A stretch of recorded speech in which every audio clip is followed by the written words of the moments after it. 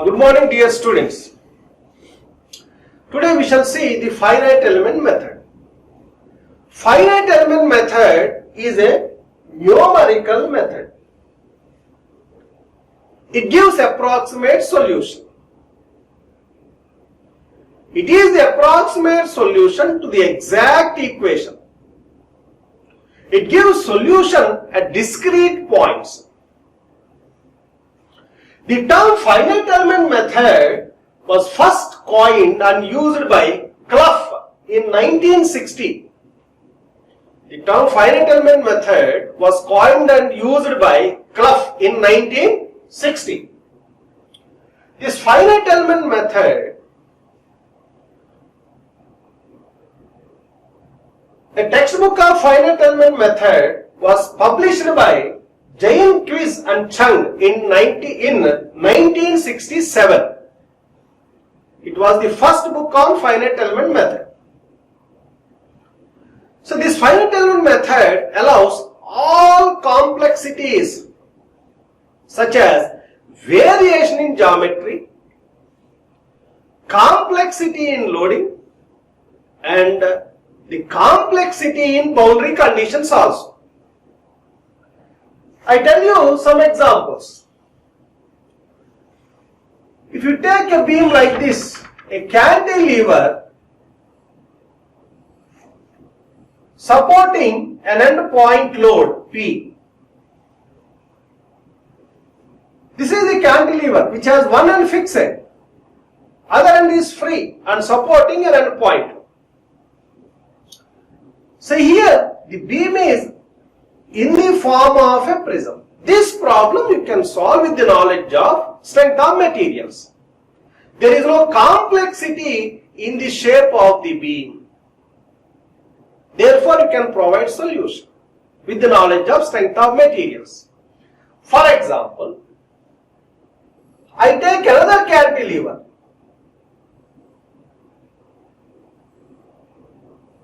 So here in this particular cantilever, the depth of the beam is varying with respect to length. It has taper on both sides. It has taper on both sides. If this supports an endpoint load like this, can you solve this problem with the knowledge of strength of materials? Very difficult. But FEM can do. So from this example we can understand that variation in geometry is also allowed by the finite element method. And another example I tell you, another cantilever I take. This is also a cantilever which has tapered face at the bottom side like this. And it is supporting an endpoint load like this. One end is fixed, other end is free. It is a cantilever. The top face is horizontal, but the bottom face, if you see, it is tapered. Can you solve this problem with the knowledge of strength of materials? Very difficult. But finite element method can do. Therefore, the variation in geometry is allowed by the finite element method. Next one. Complexity in loading. Complexity in loading. I take again the same cantilever. One end is fixed, other end is free. The cantilever is in the shape of a prism. Now, it carries concentrated loads like this. So P1, P2 and P3. Can you solve this problem using the knowledge of strength of materials? Yes, we had studied in second year engineering course. If, for example, the load intensity is varying abruptly, then can you solve this problem with the knowledge of strength of materials? Very difficult. See here, the load distribution is not uniform, it is varying. If it is a uniformly distributed load, the strength of materials may help you to solve the given problem. See here. So this is the uniformly distributed load. But here, the distributed load is not uniform. With the knowledge of strength of materials, solving this type of problem is very difficult because there is loading in, because there is a complexity in loading. And third one, complexity in boundary conditions. Again, I take the cantilever which has one end fixed and it is carrying a simply supported force. What are the boundary conditions here? If you assume an x-axis like this, because the support is fixed, support, the deflection at this point is 0. Beam deflection is 0. And moreover, the slope, if you observe, the slope is also 0.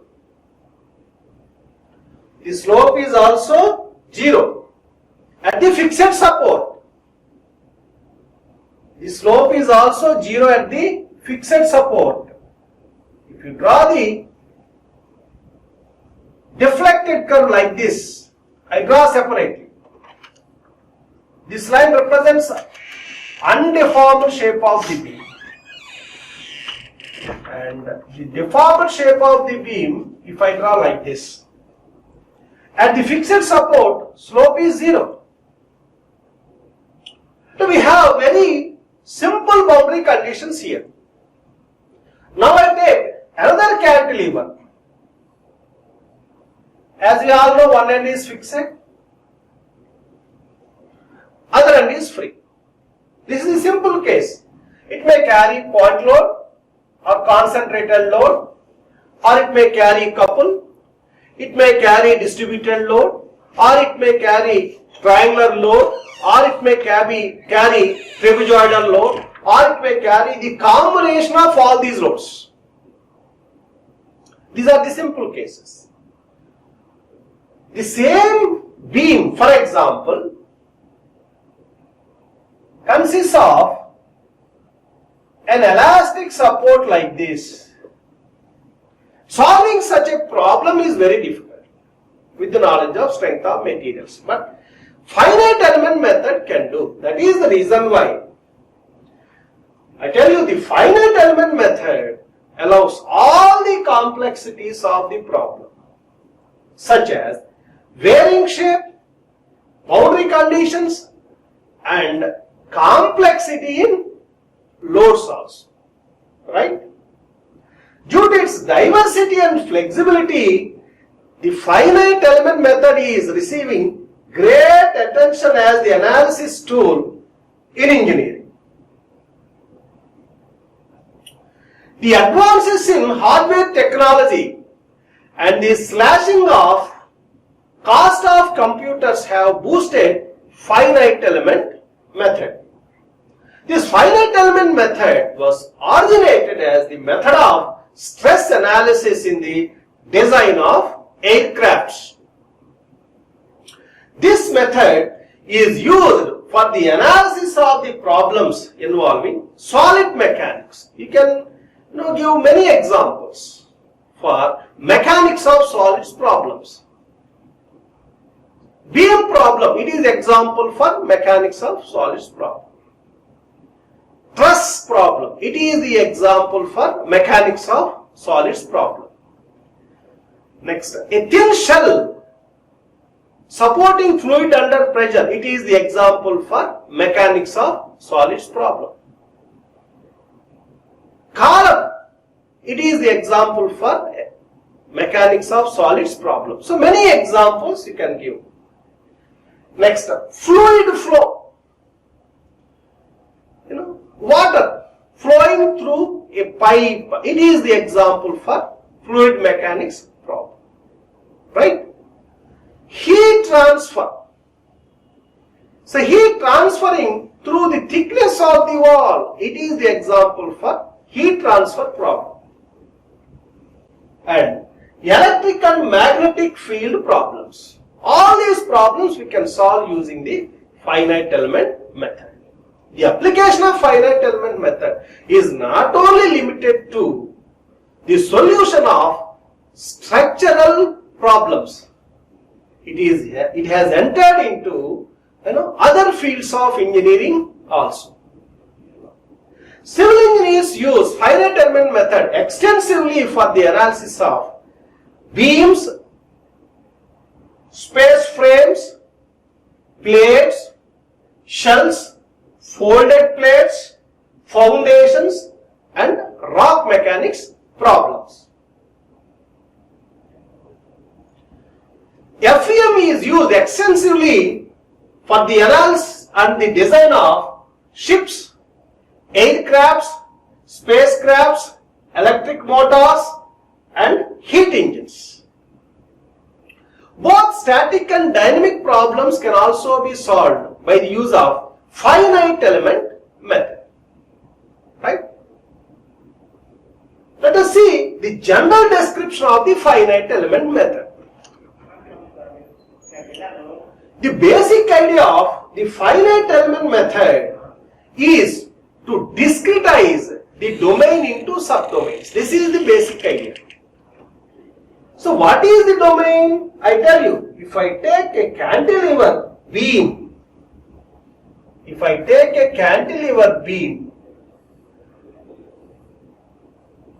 like this, the body of the cantilever is the domain. Body of the cantilever is the domain.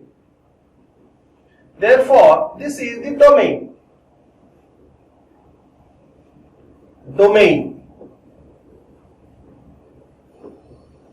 Or you can say solution region. Or you can say continuum. So this is the domain. This domain you have to divide into subdomains. This is the basic idea. Like how you cut the bread into pieces. How you cut the cake into pieces. You have to divide the domain into subdomains. You have to discretize the domain into several elements. Right? This is the basic idea. So when you implement the finite element method to a solid mechanics problem, for example, what is the basic unknown? That is the question. For all the solid mechanics problems, the basic unknown is displacement. I take an example. For example, there is wide plate. It is a wide plate. One end is fixed. This is length of the plate. This is width of the plate. Assume that the thickness of the plate is uniform. Now, if I apply a force here at this corner in the known direction, say theta, then a point on this plate can displace in the direction of the force like this. Can displace in the direction of the force. Right? Because thickness of the plate is uniform. You can consider this plate as a two-dimensional one because thickness is uniform everywhere. What are the other two dimensions? Simply length and width. Therefore, it represents a two-dimensional geometry. Hence, I can consider this as a two-dimensional problem. Any point in this domain represents only two coordinates, say x and y. Okay? If this is the displacement of this point, which you can resolve into two components,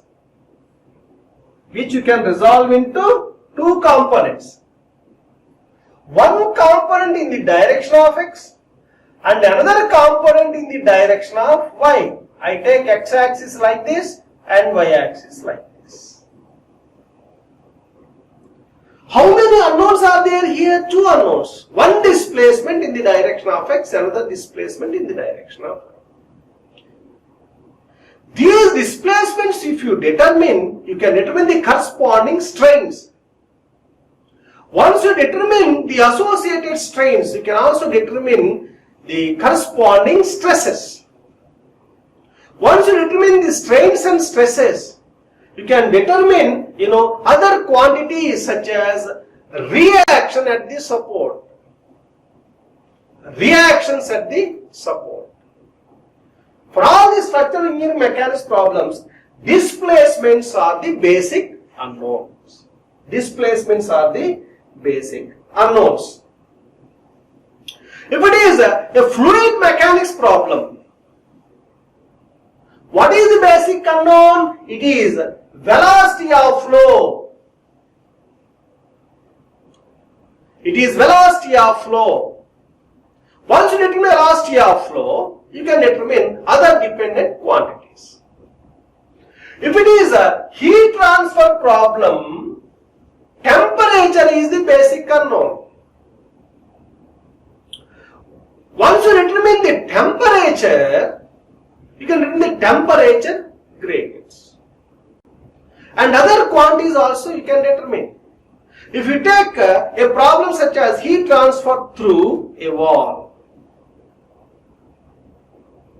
to determine the rate at which the heat is transferring through the wall, you want the temperature gradient.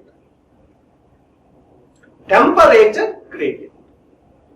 Therefore, temperature is the unknown, basic unknown in heat transfer problem. Right? If it is an electrical engineering problem, electric and magnetic potentials are the basic unknowns. Right? Okay. Now, as I said, basic idea of the finite element method is dividing the solution region into many subdomains. Many elements. Each subdomain is called as finite element. For example, I take a wide plate like this. One end is fixed. Other end is carrying a force like this in the known direction. This is the force. In the known direction set theta. To make the deformation study of this plate by implementing finite element method, what you do? You have to divide the domain into subdomains. What is the domain here? Simply the plate. The volume of the plate is the domain. This you have to divide into many subdomains. I discretize, I divide this domain into many subdomains like this. As many as possible. Each subdomain is a finite element. Finite element. Each subdomain is finite element. How many subdomains are there? Many. 1, 2, 3, 4. Oh, you can start counting. Remember, when the number of subdomains is increasing, the solution takes more time to compute. Okay. Therefore, for all the complicated problems, we depend on computers and solve the problems. We depend on computers. All the classroom problems we can solve by hand calculations. For the problems beyond the classroom, we have to depend on computers.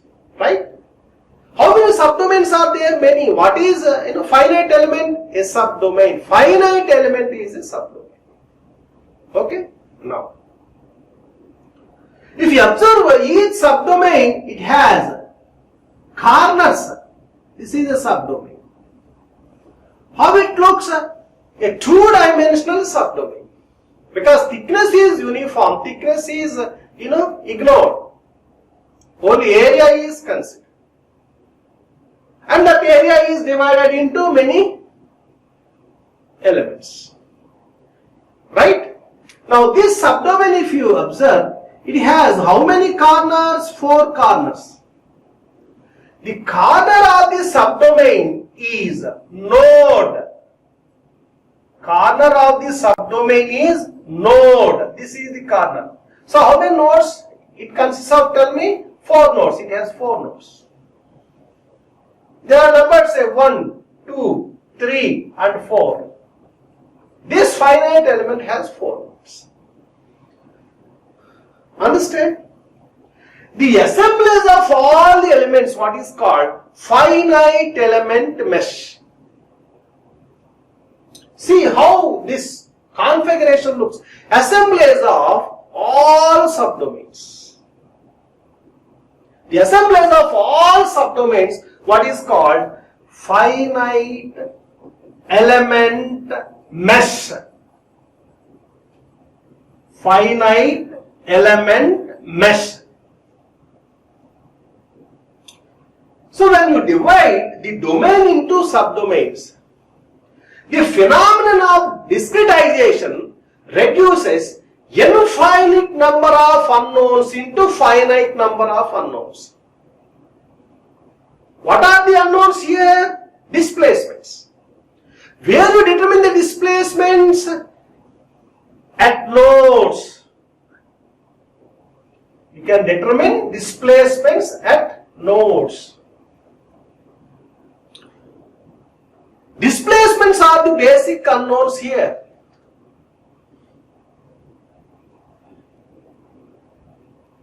The basic unknowns are also called as field variables. It may be a problem of elasticity, problem of fluid mechanics, or problem of heat transfer. The basic unknowns are known as field variables. In solids mechanics problem, displacement is the field variable. In fluid mechanics problem, velocity of flow is the field variable. In heat transfer problem, temperature is the field variable. When you determine the field variables at the nodes, we can say nodal field variables. Nodal field variables. Right? So dear students, in this class, what we have discussed? We have discussed about the finite element method. Finite element method is a numerical method. It gives an approximate solution. The solution is approximate, but the equations are exact. It was first coined by Clough. The first book on finite element method is published by Jane Quizon Chung. This finite element method has entered into many fields of engineering. The problems involving solid mechanics we can solve. The problems involving fluid mechanics we can solve. The problems involving heat transfer we can solve. All electrical engineering problems we can solve. Civil engineers use this finite element method for solving the problems such as beams, trusses, 2-dimensional and 3-dimensional trusses. They use to solve the problems of plates, vessels. They can also solve the problems of rock mechanics. You know, it has entered into many fields of engineering. Right? To implement this finite element method, what you have to do? You have to discretize the domain. You have to discretize the solution region. You have to discretize the continuum. This is the basic idea. The basic idea of the finite element method is to discretize the domain into subdomains. Subdomain is called as finite element. The corner of the finite element is said to be node. We determine all the basic unknowns at the nodes. The basic unknowns at the nodes are known as nodal field variables. Once you determine basic unknowns at the nodes, you can determine the unknowns at any point in the finite element method, at any interior point in the finite element. Once you determine the basic unknowns at the nodes, you can determine the unknowns at any interior point of the finite element. The assemblage of all the finite elements, what is called finite element mesh. Right? Thank you very much.